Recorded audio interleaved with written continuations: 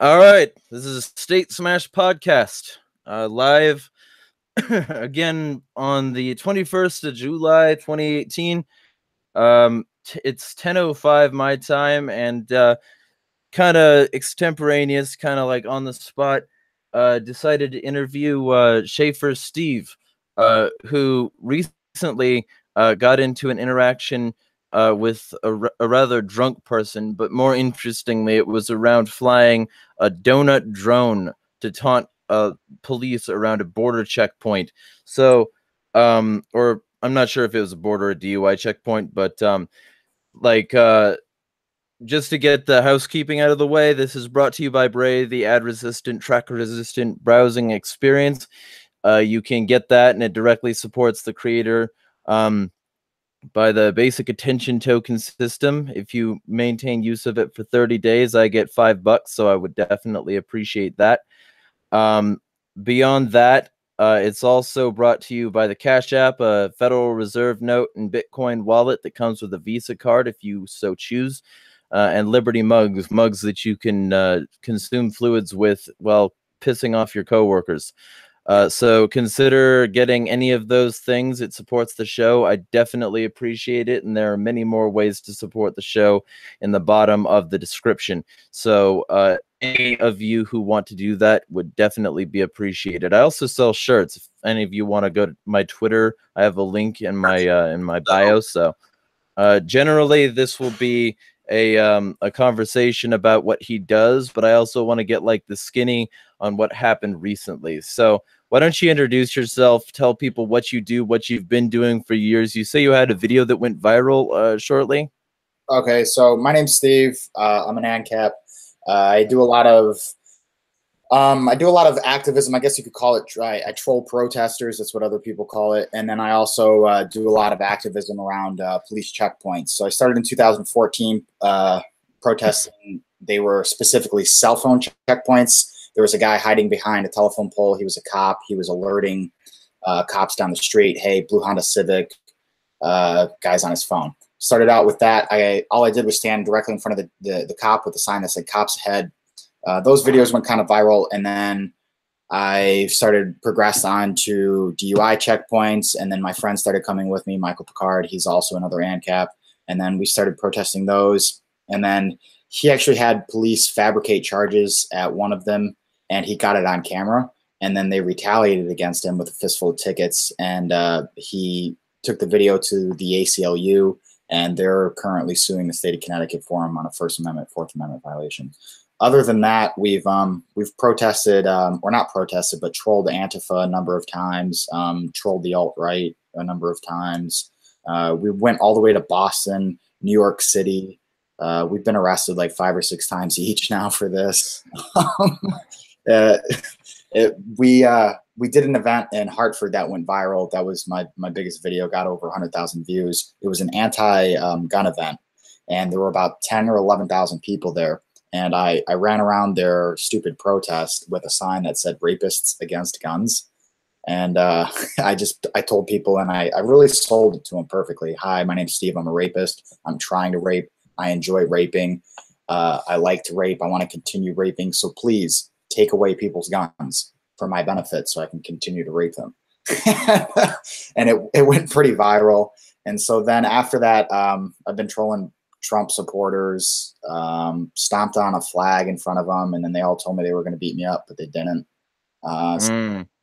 Stuff like that. And so what happened last night is we were at another police checkpoint in Vernon, Connecticut.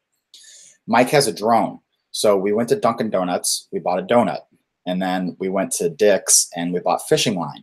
And I tied the fishing line around the drone, and then about 25 feet long, and tied a donut at the other end. And then we flew the drone over the checkpoint. And in the video, you can see from the drone perspective, the donut was about 10 feet over their heads at times. And we were dying laughing. I thought it was the funniest thing in the world. And I live streamed it, and everybody can check that out, see it for themselves. And then after that is where things got really interesting. So we did that for, I'd say, 10 minutes or so, and then I went and got my sign. And what we do is it's a very specific approach to the checkpoints. We have to have a road to turn to avoid the checkpoint, and then the checkpoint.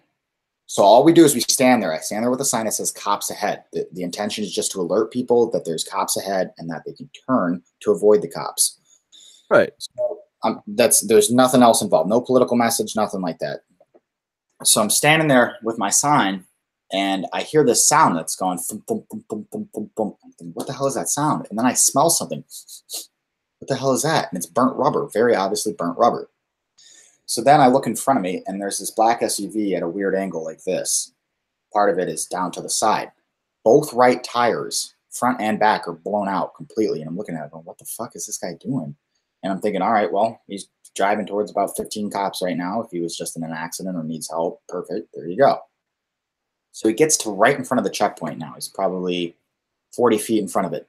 Does a U-turn in the middle of the road, drives back towards me, and then takes a right onto the road into the commuter lot where I parked my car.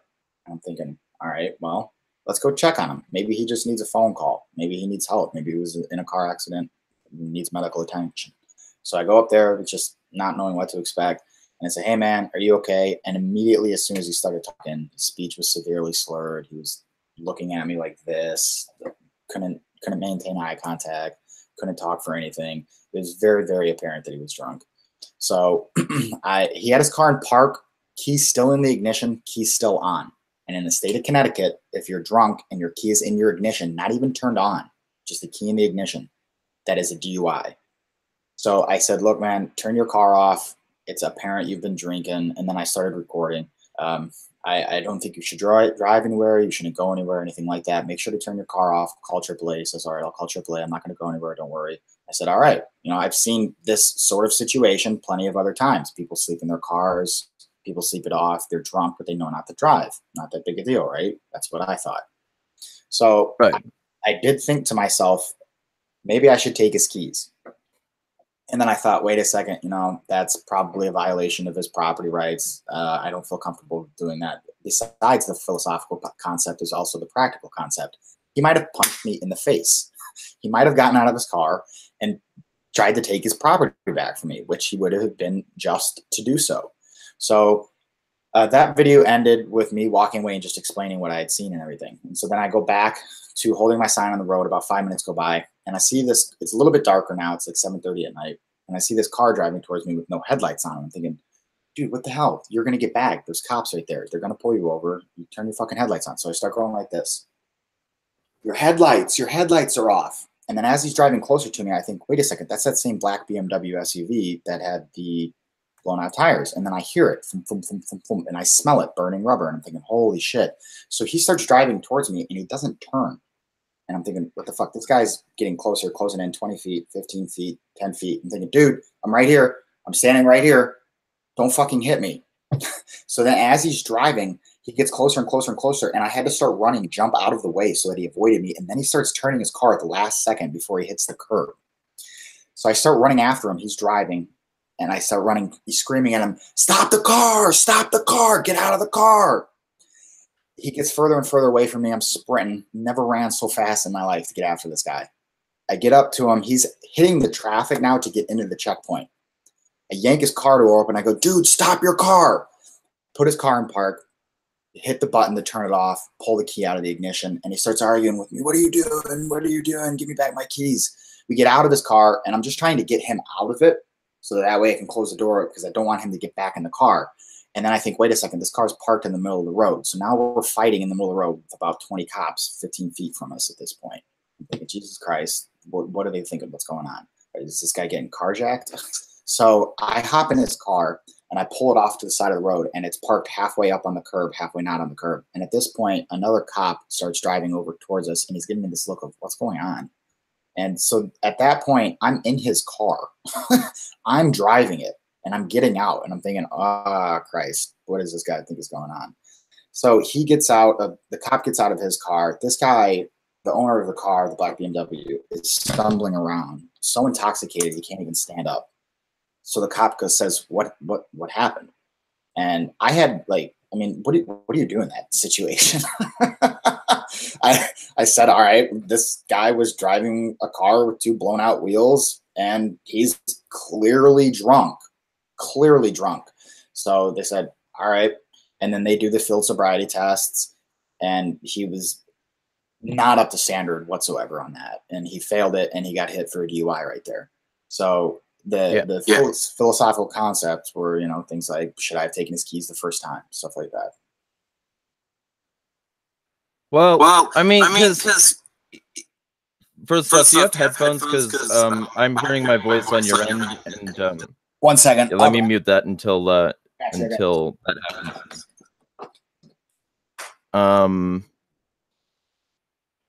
There we go. Okay, so on that level, I don't see any problem with basically taking an aggressor to an aggressor.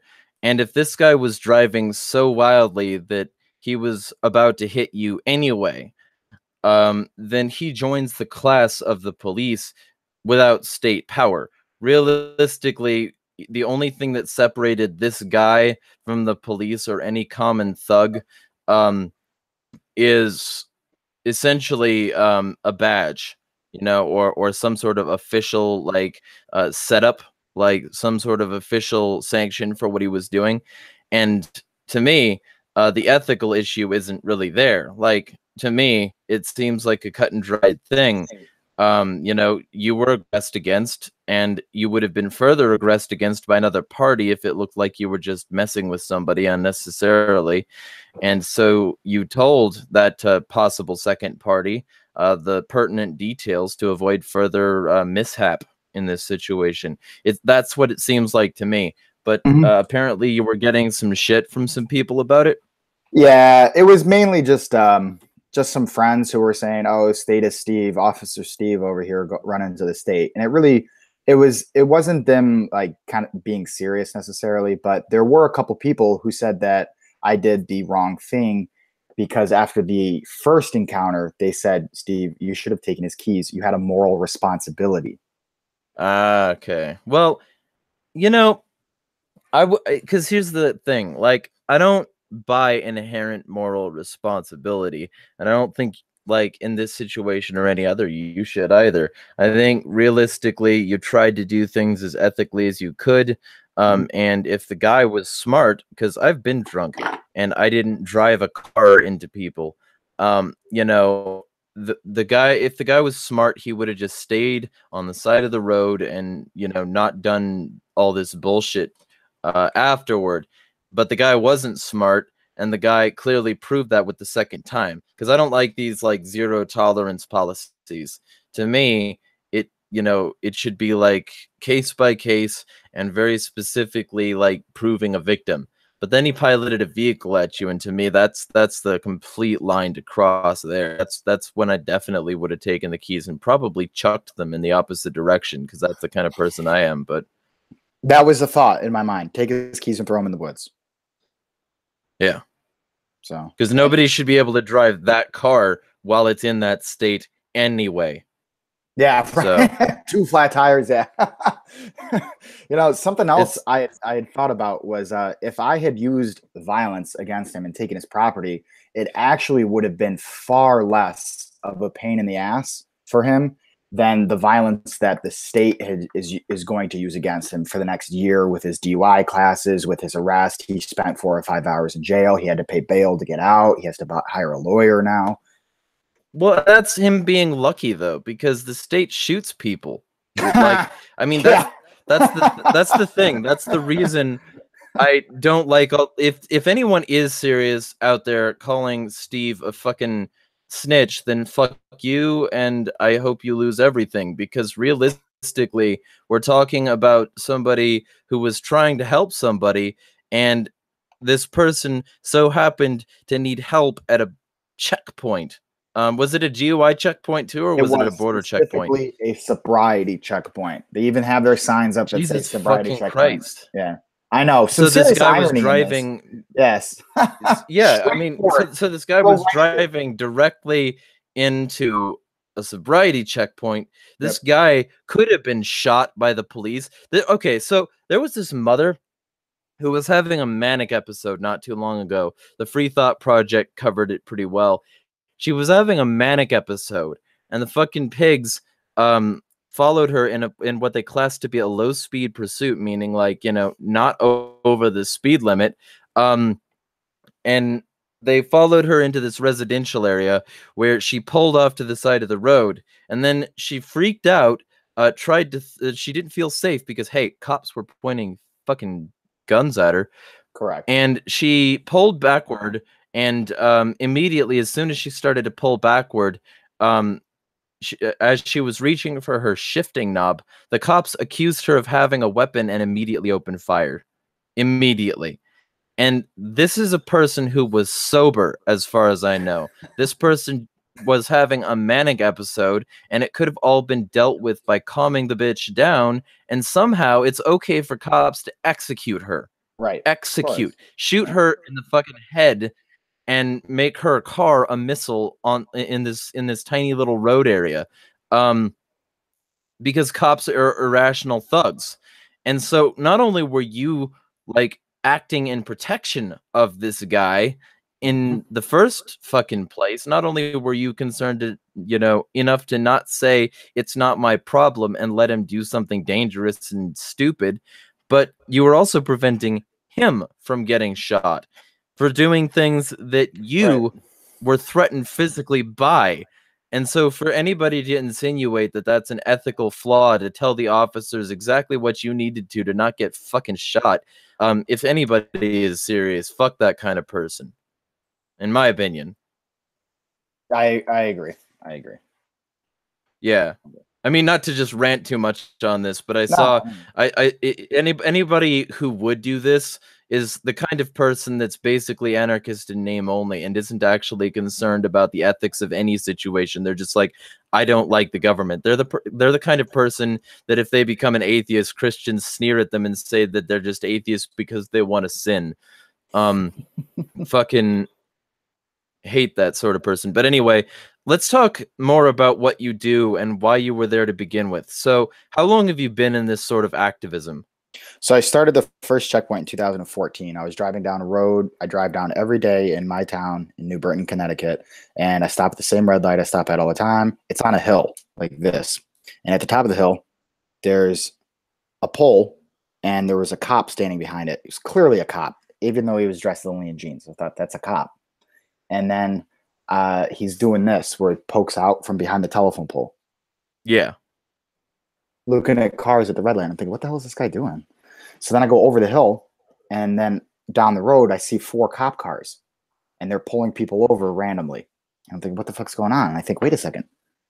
That's a fucking cell phone checkpoint, isn't it? It just dawned on me. So I turn my car around right there, and within 2 minutes, I go to CVS, get a huge ass sign, says cops, that's just plain white, and I bought a Sharpie, and I wrote on it in big bold letters, cops ahead. And then I went back to the checkpoint, walked right in front of him about 20 feet away, and planted myself right there.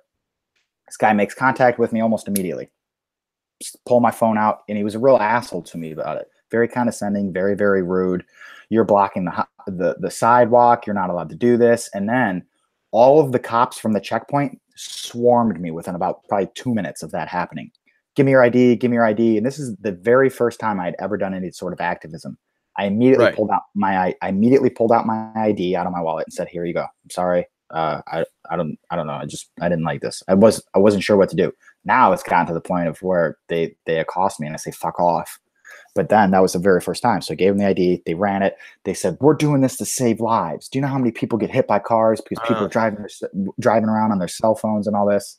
And I wasn't confident enough to talk back to them, so I didn't. And then after that, I did a few more. It picked up a little bit of speed and interaction on Facebook. People saw what I was doing. And a guy who I didn't know at the time reached out to me and said, "Hey, I like what you're doing. I want to meet up with you." His name is Michael Picard. So we went out, did it. Yeah, that's how I met Mike. Yeah, shout out to Michael in case you're listening to this. I tagged you in the post. So that was how we met. And then we did a few. And then that incident happened with, before that incident happened, Another guy reached out to Mike on Facebook and said, "Hey, I like what you're doing," because I started putting up things on Facebook about how we were doing it, looking for more people to come out with us. So guy reaches out to Mike and messages him and says, "Hey, I like what you're doing. I'm going to come out and do the same thing with you guys." So he meets up with us, and then we're standing on the side of the road at a checkpoint. And I said to him, "So what do you do?" And his name is Joseph Sastry. And I said, "So what do you do, Joe?" And he goes, "Oh, I'm a lawyer." I said, "Wait, what the fuck? You're an attorney?" This guy's an attorney. He says, "Yeah, I'm a lawyer."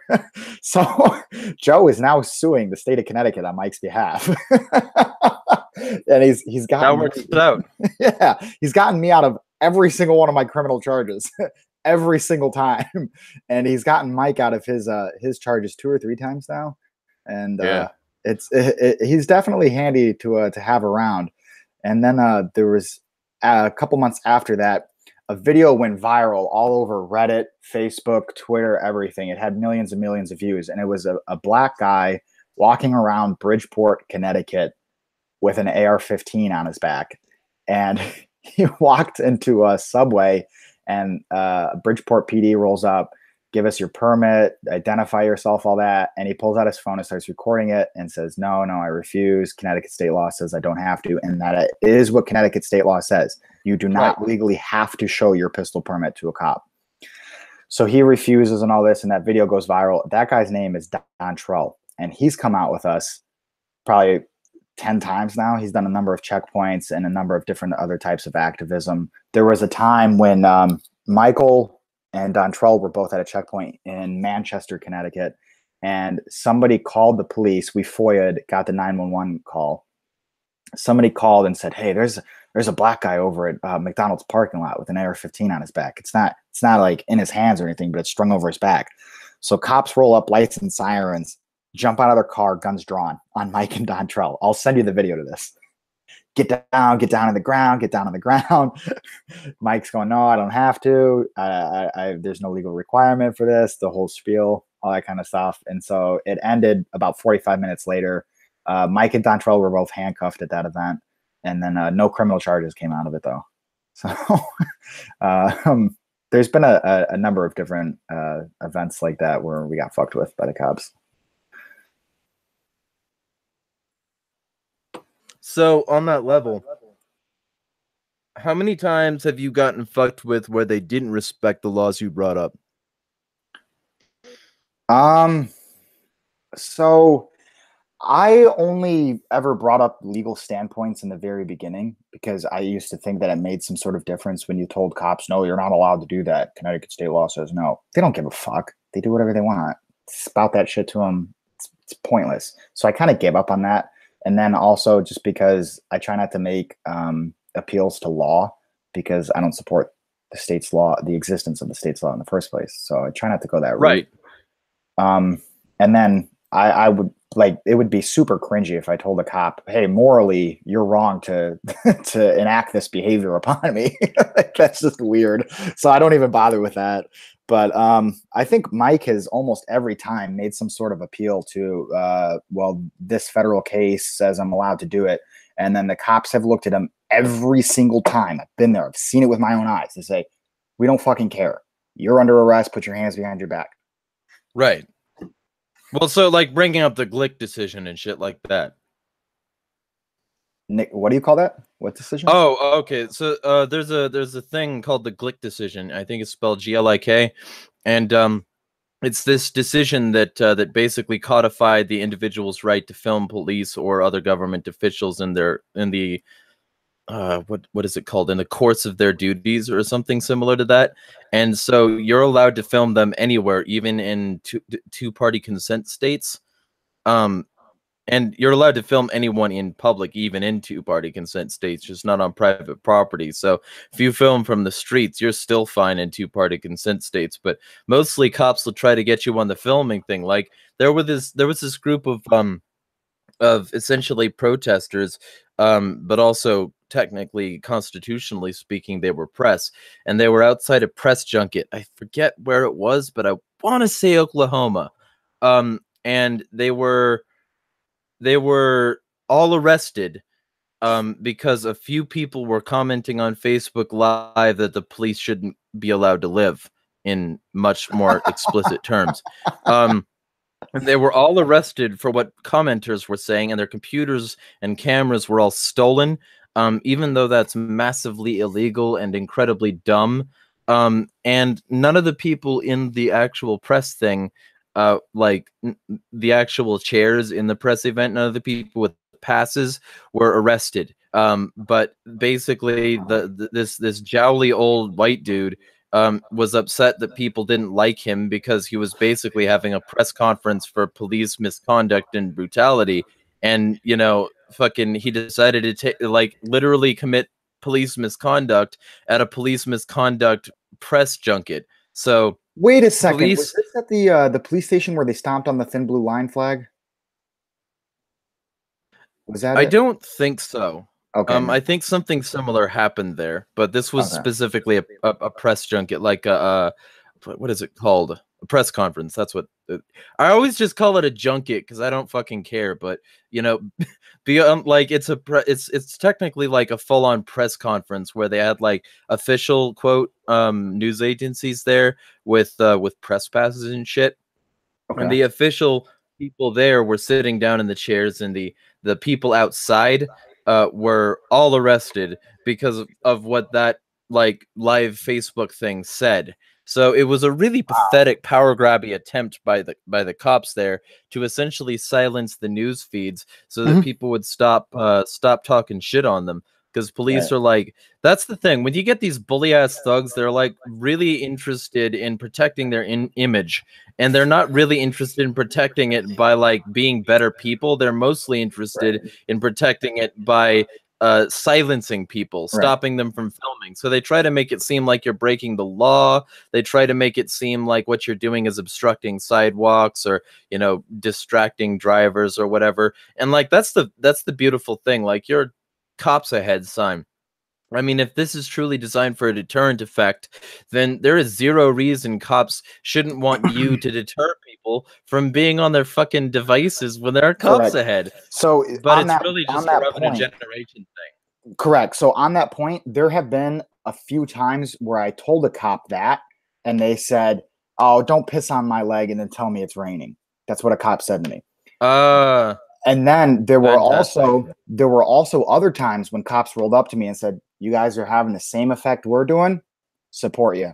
Go out there, do it." There was another time a cop told me, "Exercise your constitutional rights, man. Do whatever you want." So there have been times where cops said the exact same thing that you said, in support of it and against it. So. Right. Well, and that's probably the difference in training. Like, I bet the cops who were more okay with it were younger. One guy, I remember the one who told me, "Don't piss on my leg and tell me it's raining," was probably about 50. And then the other guy who said, "You're having the same effect." No, he was about the same age. Yeah.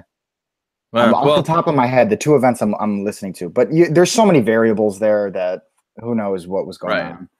Yeah, just my experience, cops that are like older have a tendency to be more dyed in the wool with essentially the way things used to be, and not really up on the times. I found a few examples exceptions to this, but for the most part, a lot of them seem to be like, essentially not interested in keeping up on what they are and aren't allowed to do.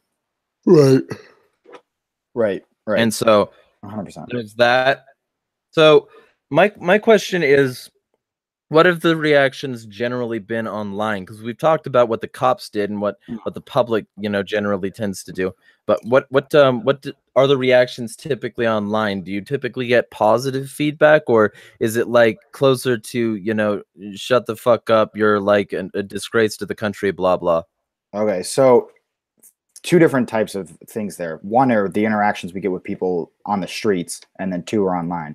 On the streets, I can actually remember the number of times the incidences when somebody was negative. That's how rare they are. Everybody driving by all night long, "Thank you," honking. People have thrown money at me before. I made like $27 one night. So, people do U-turns right in the middle of the road. They stop and then they take a left-hand turn from the center lane instead of from the turning lane, so it's indicative that they weren't planning on turning. Like, people love us. Online, it's the same thing. We have overwhelming amounts of feedback from people, and it's almost always positive. There were, I'd say, probably 4 or 5 people who make it a point to follow us online, and tell us what fucking idiots we are. There is one actual guy in Connecticut who has physically showed up at checkpoints, not telling us he's there, and then he records us secretly in the bushes. I shit you not. I know his name, everything. He sent us videos and pictures of us from the bushes. It was fucking weird. And the reason he does that is because he thinks that we're setting up the cops to have these sort of dramatic altercations. And then he says that we edit the videos, and then we portray them in a bad light, that's not actually an accurate reflection of what actually happened the night. Yeah. Weird. Well, editing a live video would be relatively complicated for the result you would get. Like, I would, Yep. like, you can do it. You can do it with like OBS or XSplit or something, but you know, it's so unlikely to see the that. other thing is that every time we've gotten that accusation, we released the video from when the camera turned on to when the camera turned off. 100% unedited. I'm talking like 58-minute long videos, raw unedited video. And so you can't make that accusation. Well, and in instances like this, it's really good to have that video. I saw your phone pretty much died during that, so you couldn't record the whole thing, or I was at 2%, so I figured. And the thing is I actually left almost immediately after my phone being at that 2%, because if the police come to us and then they start shit and we don't have video, forget about it, dude. You're hit. Right. It's a very uneasy feeling. So do you carry backup cameras? Do you have like burner phones and shit? No burner phones. We carry GoPros. Mike has one mounted on his chest a lot of the time, except his GoPro is currently in police custody. So from the Stanford incident, when he was arrested, they took it, and then he had his case dismissed like 3 weeks ago, and they still haven't given him his camera back. Yeah. Yeah. So I carry a GoPro. I don't have any other secondary camera though. So has your property been seized before? Oh, multiple times.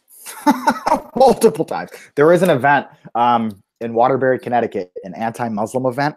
And so I went there. I had on blue overalls, no shirt. So I looked even more redneck with just the overalls on. And then I had a fake beard that went down to about like here. It was just beautiful, beautiful, huge, luscious fake beard. You couldn't even tell it was me. I had my hair down, so it just looked like this all around my head. And then I had a straw hat on over top of that. So I looked completely in costume. You never would have known it was me. And then in this hand, I went and bought a fake plastic pitchfork. And I painted it all black so it looked legit. And then in this hand, I went to Lowe's that morning and I bought about 15 feet of rope.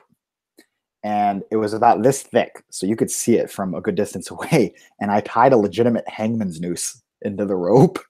And I had on a American flag cape tied around my neck. So I had a pitchfork in this hand, a noose in this hand, and I rolled up to this rally looking like this. And within about 10 seconds, I started doing my thing, started yelling, "Get the Muslim! Let's get him, guys! We're gonna hang him, string him up. Let's get us a Muslim!"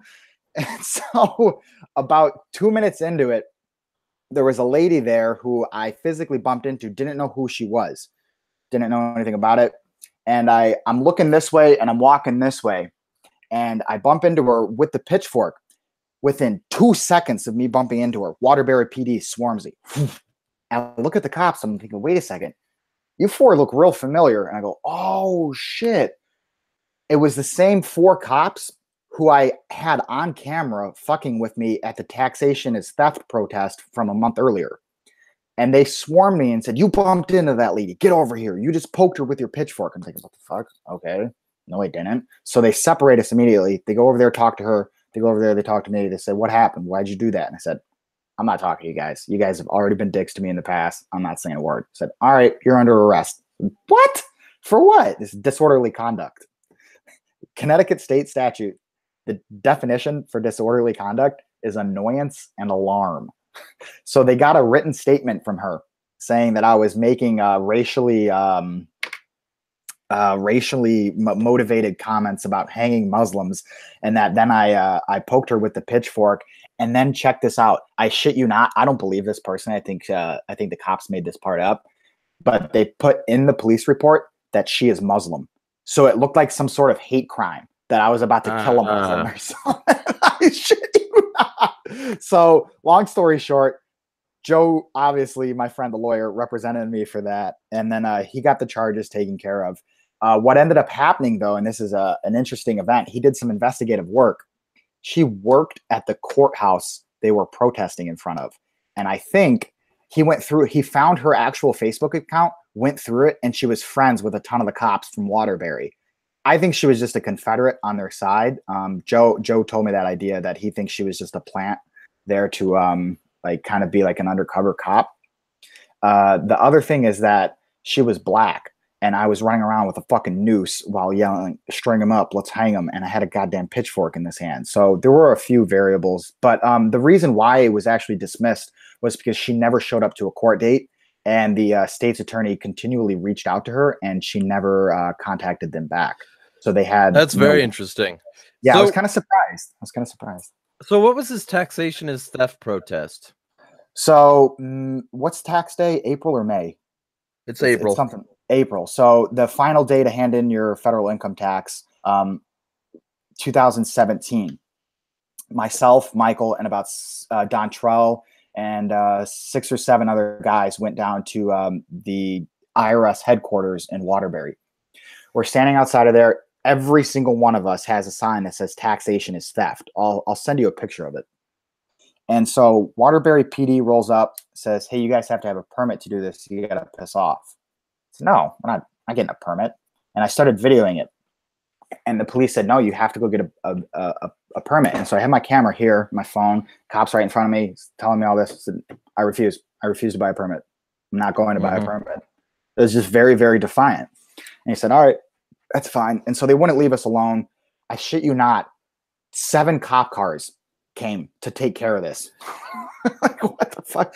2 or 3 of them said supervisor on it too. Like, dude, this is what's important to you people? Like, this is what you're here to take care of? Jesus Christ, there's rapes going on down the street. There's a fucking murder that happens in Waterbury regularly.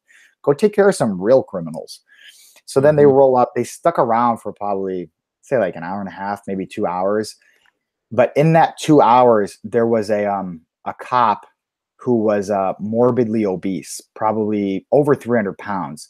And Don Trell had previous incidences with him, with that guy being a dick to him. So Don Trell pulls out his phone, and he's face to face with this cop and other cops all around him. And he says right to him, "You know why you didn't get the lieutenant's position? Because you're a fat fuck, you fat fuck." Just going in on this guy, ripping him to shreds right in front of all the rest of these cops. "Fatty, bet you couldn't run fucking 10 feet. You couldn't even run to the fucking toilet to take a shit, you fat ass." And I'm thinking, holy shit. Like, I started to feel awkward and bad for this guy. Like, I almost cried. It felt so weird because Don Trell's just ripping this dude a new asshole. So that guy hated us. Fucking hated us. And then think about how awkward it was for the other cops. Like, they didn't do anything to stand up for this guy, to defend him or anything. So that basically what I'm saying is that we created an environment that day where they were going to fuck with us in the future. And then a month later, at that anti-Muslim protest, there I am. They see their opportunity. I put a toe over the line, and they snatched it up real quick. Gotcha. Okay, so I actually have a question from the audience here. We've got X Freedom from Twitter. I believe that's how you pronounce that. If I'm pronouncing it wrong, you can let me know later. He says, "I won't be able to listen until later, but I have a question. How would he respond to people that say that the donut stunt was needless provocation?" And I guess that would also be things like your other stuff. How would you respond to them? It is needless provocation. You're 100% correct, my friend. 100% correct. I've been provoking people for 5 years now. If you're going to tell me stop provoking people, you have no idea who I am.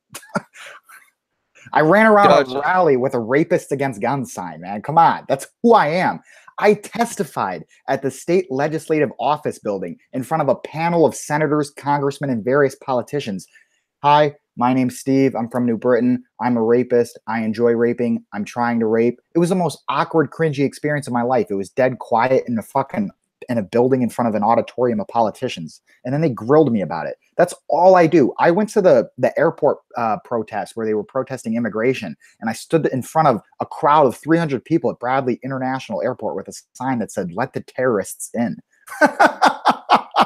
Come on. That's all I do. That's all I do is provoke people. I went to a Trump rally dressed as an imam with a traditional Arab garment. Come on. Stop provoking people. That's all I do. Well, I don't think he's saying stop. What I think he's asking, and I might be able to answer this for him if I'm not wrong here. I think he has the idea that maybe the provocation might give off the wrong image, and that the needless quality of it might distract people from the ideas. But to me, if I were to respond to somebody who did make that claim, which I'm not 100% sure that's what he was driving at, and I'm not sure if this is 100% how you would phrase it, but it seems like in this culture of clickbait and shares, this is the only way you can get people's attention. Is that why you do it? 100%. So in 2012, I got involved in politics locally. I started going to local town hall meetings. I met the mayor a bunch of times.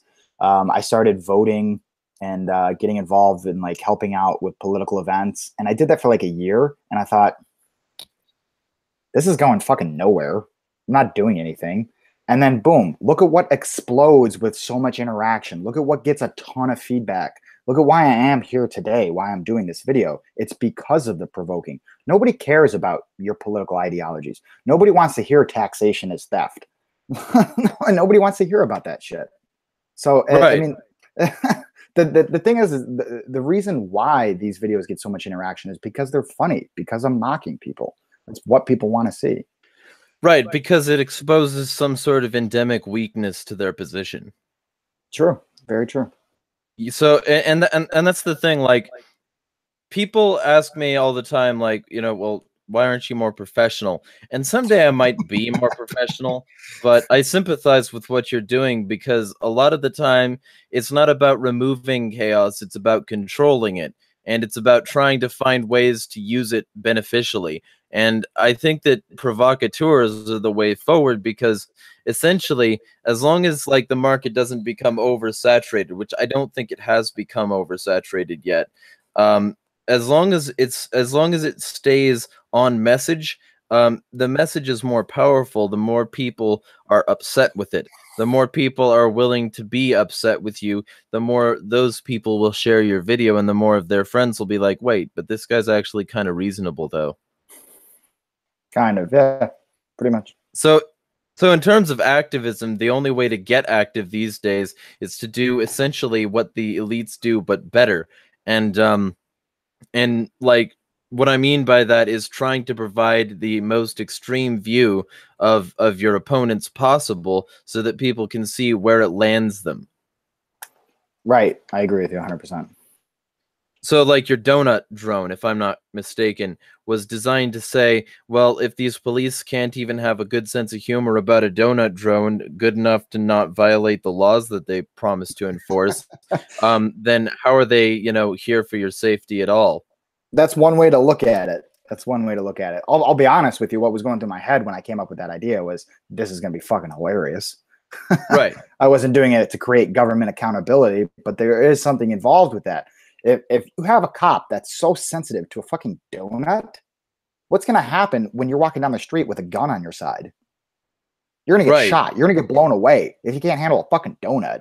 Jesus. Or at least your dog will. Yeah, right. That's correct. I've created a litmus test.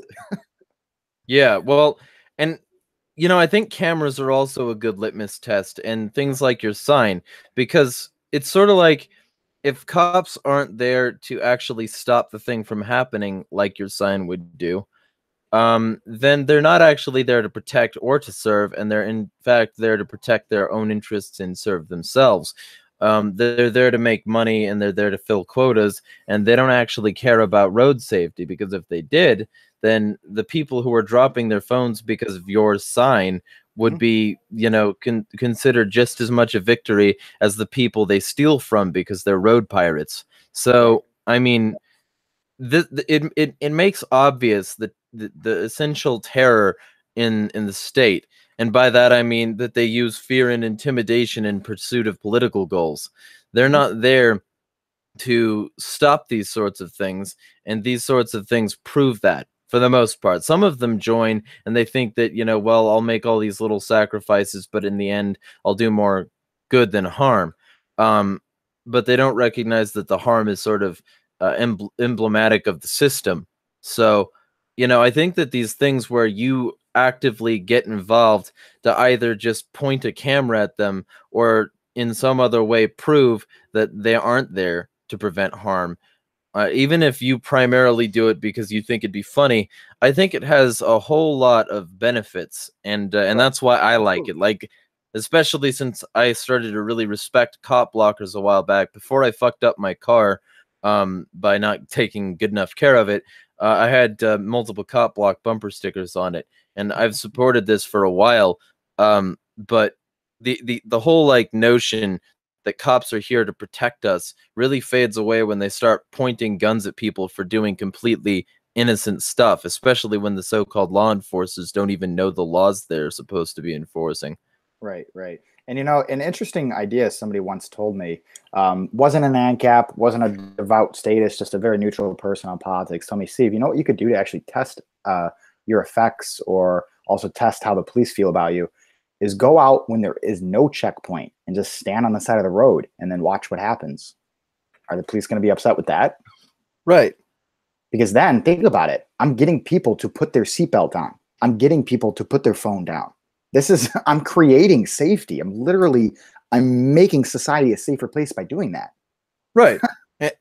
And for the people who say that you're just doing it to be like selfish and or a distraction, you know, I think those sorts of people need to realize that activists need to eat too. And if you're gonna say that people shouldn't be able to do something that's at least partially for them, that it all needs to be selfless, you're gonna end up with a movement that goes zero-where. Right. You should do everything for somebody else. That sounds like some socialist Bernie Sanders shit. Jesus Christ. It does, doesn't it? Yeah. So, on that note, why don't you tell people what you do, where they can find you in general, and what your plans are for the next, maybe, I don't know, month or two. Okay, so we find out very in advance about police checkpoints. I know about 3 of them that are coming up for the next, all the way up until January. So I have some checkpoints planned, because most police departments only do them 2 or 3 times a year. The one we did last night, they said they hadn't done a checkpoint in years. So continue to do checkpoints, continue to troll dumb political events like Connecticut Against Gun Violence. I trolled a gun supporting group once because they all support taxation. They're the same thing as people who want to take away guns, because they support a government. They want taxation. So I trolled them. Basically any sort of political event. Mike and I scour through Facebook. We scour through Google looking for things taking place in our area. We've traveled to New York City. We've gone to Boston. We'll continue to do that. I don't think we have anything lined up right now. The next checkpoint, I believe, is in August for, is it Memorial Day? Or I think it's like September 1st, the end of August, there's a holiday. And then there's one coming up also for Thanksgiving, the night before Thanksgiving. So it's always around that holiday area. And then outside of that, I mean, we don't really have anything else huge planned. There's nothing really big coming up. But Gotcha. everybody can find my work on my Facebook. People ask me all the time, do you have a YouTube channel? Do you have a YouTube channel? Here's the thing. I do have a YouTube channel, but it's a backup to my Facebook in case Zuck fucking deletes it. The Right. only reason I have that is just to store videos on. Every single one of my videos that are on Facebook are on my YouTube channel, but I have a total of like 37 views on YouTube. So I don't share those videos or anything. I'm not trying to monetize a YouTube channel or really start a big following off of there or anything like that. The only reason I do this is just to get the message out there. And I put my videos on Facebook for a very specific reason, because I want to create a network of fellow ANCAPs. I want people to reach out towards me. And I have, dude. I drove 2 hours to meet up with an ANCAP in New York. So it's working. I want people to see my message and be able to contact me on YouTube. That's not really a thing. You can kind of email people and whatnot, but Facebook is much more personal. It's much better. Right. And so on that level, like, I'm just going to ask this because I feel like I need to say this. Have you considered getting a Steemit so that you could post on DTube? You're like the third or fourth person who's asked me about this. So Steemit is basically, that's a cryptocurrency, right? Well, okay. Steam coin, Steam. Well, okay, so there are 3 cryptocurrencies associated with the Steem blockchain. There's Steem, STEEM. There's Steem backed dollars, that's SBDs, and there's Steem Power. And the Steem Power is what powers all of that by essentially being a system where people can get upvotes that are worth a cryptocurrency, and those upvotes are based on somebody's clout, essentially based on, you know, how much they've actually put into the system, because the system is a blockchain based social media system and each post is basically a new block. And that's why I like it, because it's relatively permanent. Like, you can't delete Steemit. And so if somebody posts a video to DTube, it's pretty much gonna be there. It's on the IPFS. It's on the interplanetary file system, which is like archive.org, only a blockchain-based thing, if I remember correctly. And then they put that post on Steemit through Steemit and get upvotes based on that. And so in doing so, they've got all these different mechanisms, and it's an open source platform, so you can make your own Steem based app. And it's effectively it's a way to not get censored and to also immediately monetize your content if enough, you know, higher up people like it. Okay, I'll look into that. Yeah. So, you know, a little ad for Steemit, and everybody can find me on Steemit, and Insanity is free right now, but I haven't cross-posted things for a while. I'm going to get on that probably later today after I get done finishing this guy's mobile site. So, anyway, so I guess then we'll do closing statements. Anything you want to say to the audience before we hang up? I love philosophy. I love it. I'll sit here and debate philosophical ANCAP theology with you all day long. All right. Dude, look, I have it tattooed all over me, on my back too. I love it. Here's the thing though, guys. It won't do anything. It literally won't change a thing. What will change society into a more voluntary society is technology. Bitcoin, 3D printers, Airbnb, and Uber have all done far more to smash the state than us having this conversation will. We have to push these technological advances, guys. We absolutely must push these technological advances. Everybody go buy some cryptocurrency. Well, and also, of course, Cody Wilson recently won that lawsuit.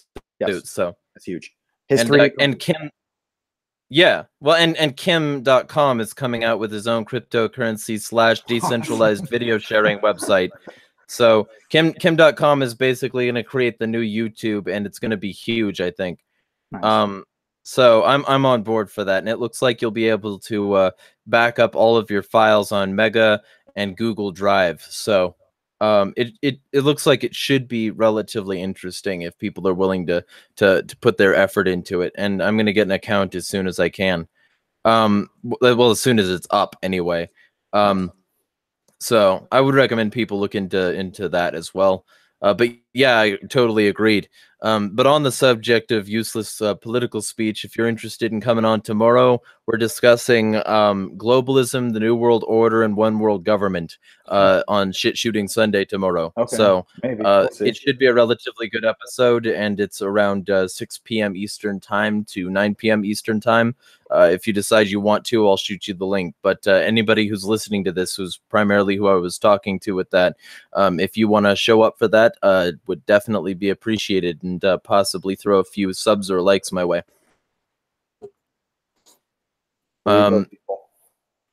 So on that level, anybody who wants to follow him can find him on Facebook.com by Schäfer Steve. But is it Steve Schäfer in real life, or is it? Yeah. Okay, because Schäfer seems like a weird first name, but it's possible. It's definitely a last name. Gotcha. And Schäfer has a little umlaut over the A's, so if you wanted to find that, you would have to find it that way, probably. That come up. So when you see one eating Tide Pods, that's me. I'm the one eating Tide Pods. Very cool. For now, anyway. I mean, you might change that at some point. Yeah. Jump on the latest craze, maybe like sucking razor wire. Oh, is that the latest one? Dude, I'm gonna get it. Where's the razor blade? Right? Exactly. But anyway, this has been State Smash Podcast interviewing Steve Schäfer about his activism. If you want to be a guest on this show, if you've got something that you're doing to smash the state, then feel free to hit me up. I'm available on pretty much every platform as @Insanity is free. So feel free to check that out, or you can just Google Jeremiah Harding. Be well, smash the state, and fuck the system.